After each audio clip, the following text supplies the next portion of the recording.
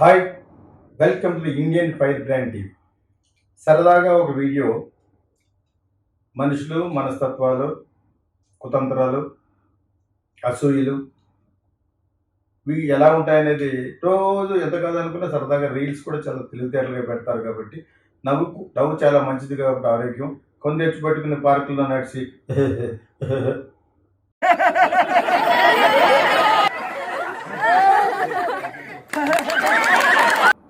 ఈ అని నవ్వుకునే artificial smile కంటే ఈ రీల్స్ చూస్తే మంచి ఆరోగ్యంగా ఉంటుందని నేను అనుకుంటాను.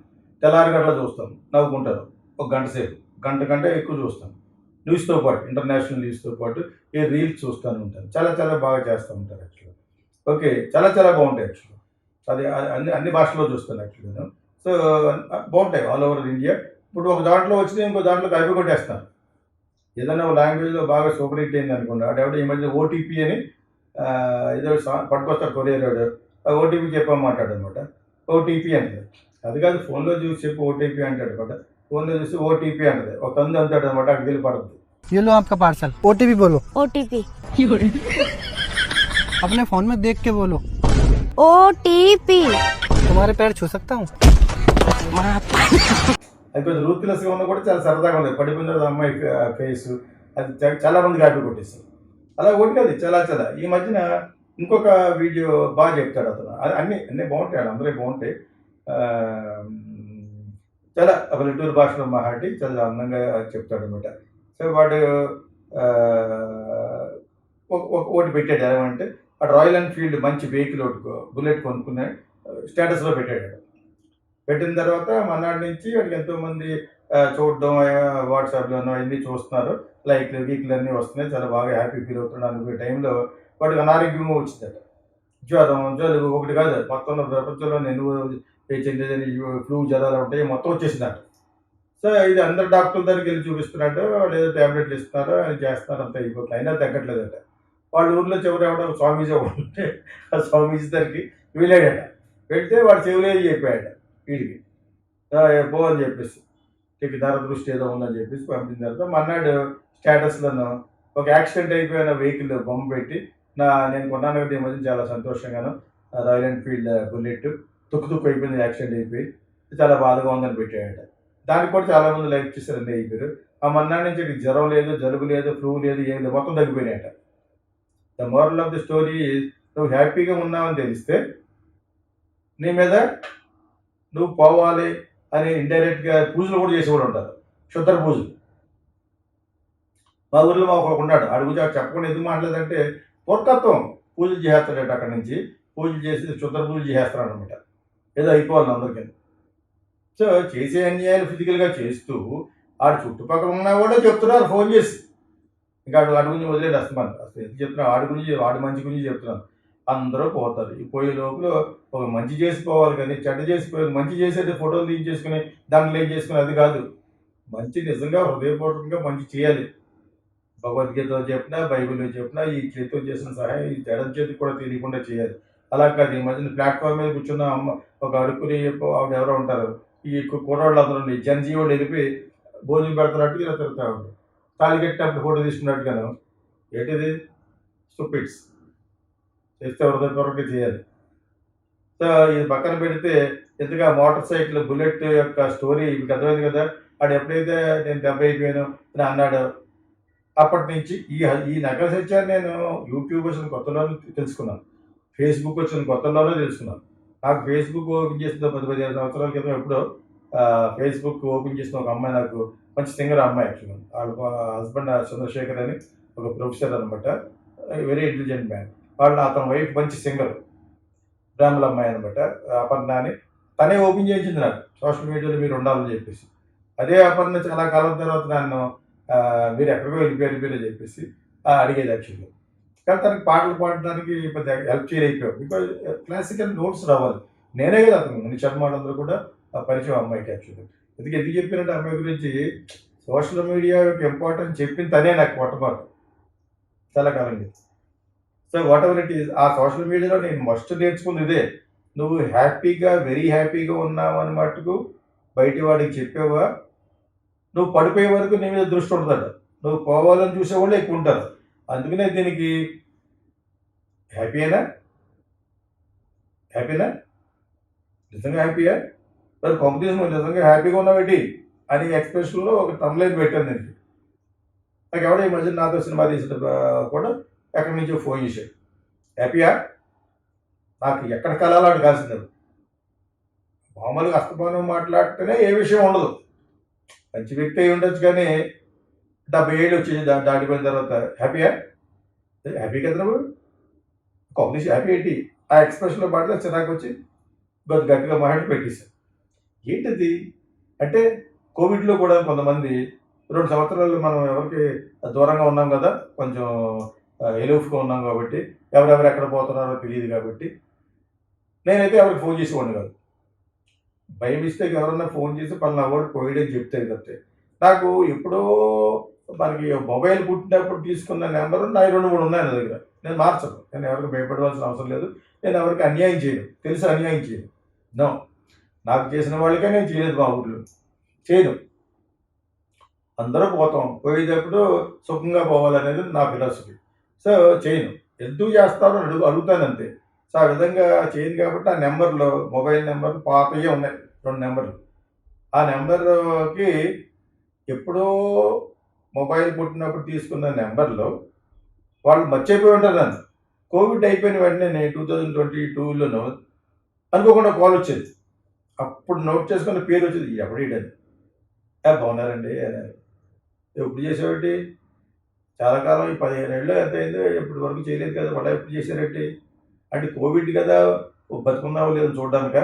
అలా కాదు మేడం. సరే భయపెట్టి అనేవాడిని అనమాట. ఇది మనిషి యొక్క మనస్తత్వం. ఆడుంటాడా లేదా? అది ఒక్కడే ఉంటావురా? వేరే వాళ్ళందరూ పోతారు. కోవిడ్ తర్వాత ఈ రిపర్కషన్స్ అనమాట. మనుషుల యొక్క మనస్తత్వాల గురించి నేను "నువ్వు హ్యాపీగా ఉన్నావా?"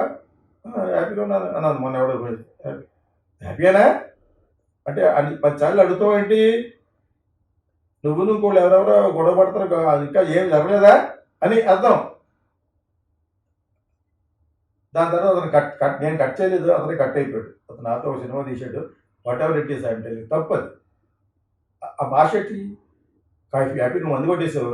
మందు కొట్టేసి మాట్లాడడం పొరపాటు. హ్యాపీయా? చాలా హ్యాపీయా? నిజంగా హ్యాపీయా? ఏంటిది? అంటే హ్యాపీగా ఉండకూడదు. ఇప్పుడు సినిమా అనౌన్స్ చేశాం కదా! హ్యాపీగా ఉండకూడదు. సో, ఈ మనస్తత్వాల్లో ఇది విమెన్‌లో చాలా ఉంటుంది. మరి విమెన్ మీద స్త్రీ శక్తి అని చేస్తారంటే స్త్రీ శక్తి అని ఎప్పుడు వాళ్ళకి అన్యాయాలు భరించలేక domestic violence, rapes in spite of Nirbhaya చట్టాలు ఉన్నప్పుడు గానీ కొంతమంది స్త్రీలు దీన్ని అరికట్టాలి అని అనుకుని ఒక యుద్ధ ప్రాతిపదిక మీద వెళ్తే మటుకు చాలా దారుణంగా ఉంటుందనే దాని మీద సినిమా తీస్తున్నాం.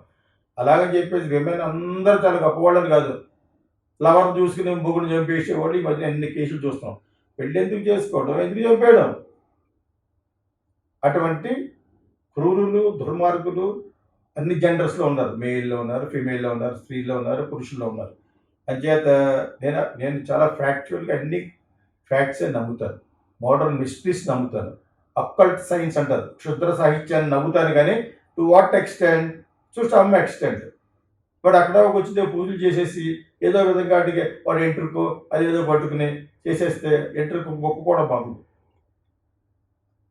వాడికి అది బూమరాంగ్ అవుతుంది. ఇంకోటి చెప్తాను, క్షుద్ర పూజలు చేసేవాళ్ళ గురించి చెప్తున్నాను.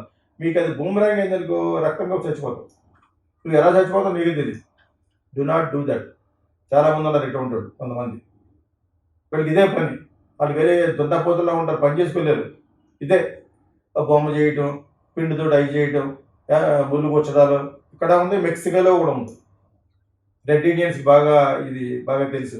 ఏదో కొంతవరకు ఏమన్నా టెలిపతిలో ఏమన్నా జరగవచ్చు కానీ but bullshit.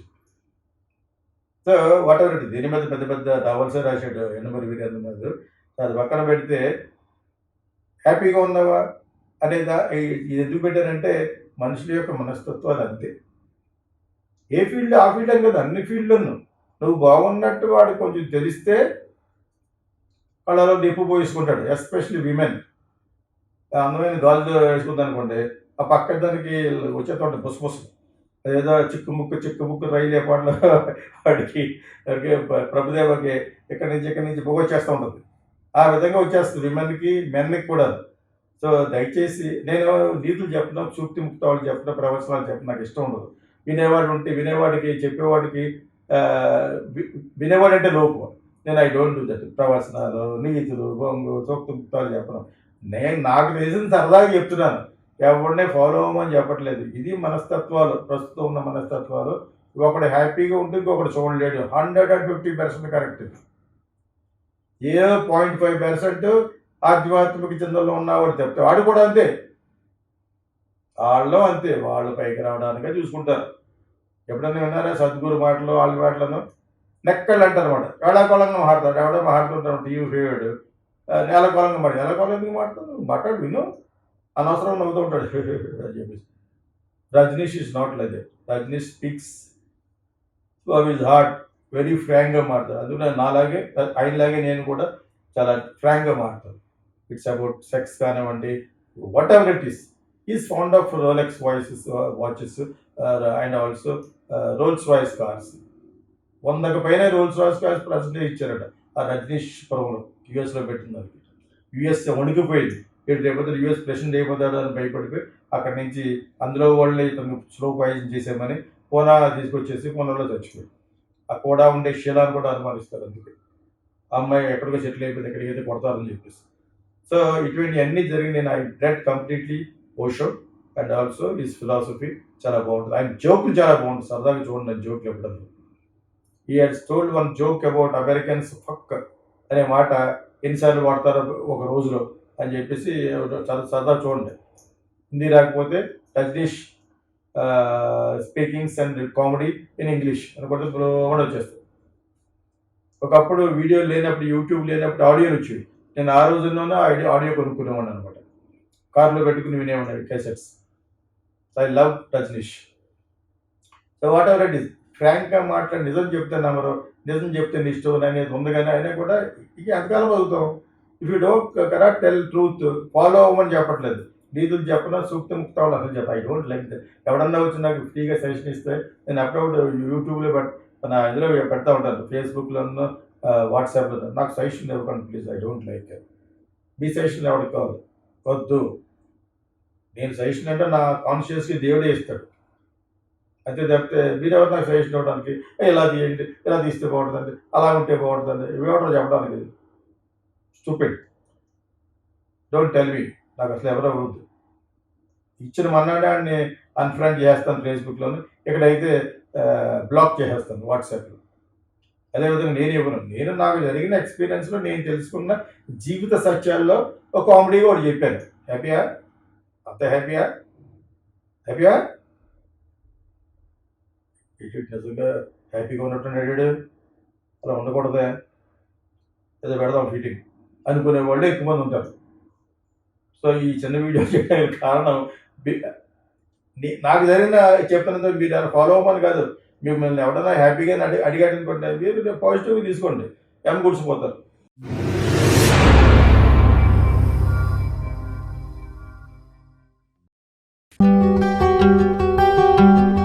Welcome to the Geeta Krishna Silver Screen Film Workshop. I want you to become good screenwriters and directors.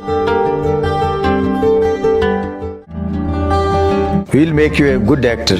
It may be 30 days, 15 sessions, 5 sessions, 2 sessions also. Scene after scene. What is scenic order?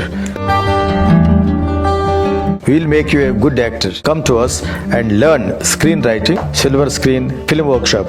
Welcome.